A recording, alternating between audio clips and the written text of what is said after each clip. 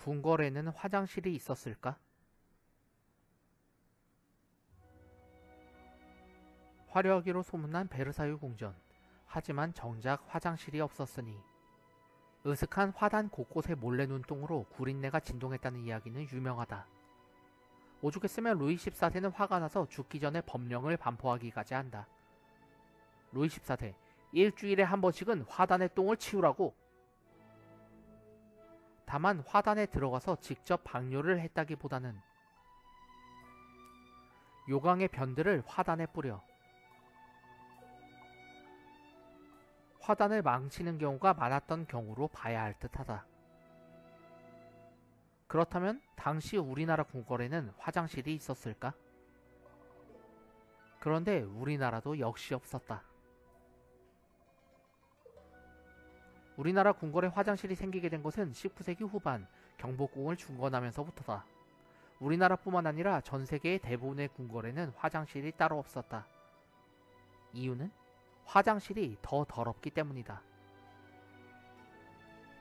전통시대 민가에서 화장실이 만들어진 이유는 밤마다 거름을 주기 위해서였다.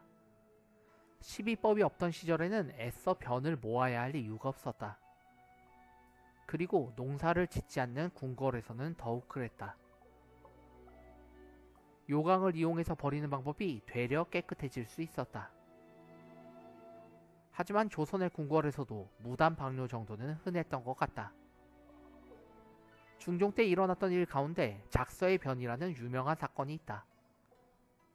세자를 저주하기 위해 누군가가 죽은 쥐를 나무에 매달아 놓았던 일인데, 이때 죽은 쥐를 발견한 장소는 평소 궁녀들이 소변을 즐겨보던 나무였다. 그런가 하면 광해군 때는 과거 시험이 창덕궁 인정전에서 열렸는데, 응시생이 담벼락 여기저기에 소변을 보아 담벼락이 누렇게 지저분해져서 광해군이 이걸 보고 노발대발해서 왕명으로 철저히 단속하라는 명령을 내리기도 한다. 화장실은 어떤 용어로 불렸었나? 화장실의 순 우리말은 뒷간이다. 우리 몸의 뒷부분에서 발생하는 일을 처리하는 장소라는 뜻이다. 좀 더 직설적인 표현으로 똥뒷간이라는 말도 있다. 또 다른 표현으로 측간, 통시, 정랑이라고도 부른다. 대개 집에서 북쪽으로 으슥한 곳에 자리 잡고 있어서 북수간이라고도 불렀다. 그러다가 일제강점기가 되면 직설적인 표현을 삼가하고 애둘러 말하게 되는데, 그래서 생겨난 말이 변소였다. 하지만 이 말도 싫다 해서 나중에는 서양말의 토일렛을 번역한 화장실로 표현하게 되고, 요즘은 이 말로 거의 굳어지고 있는 실정이다. 화장실을 애둘러서 표현하는 것은 어떤 나라든지 마찬가지다. 일본에서도 벤조라고 썼지만 토일렛이라는 서양말로 대체되고 있다. 한번 생각해보자. 밥 먹다가 누군가 "나 변소 좀 다녀올게요"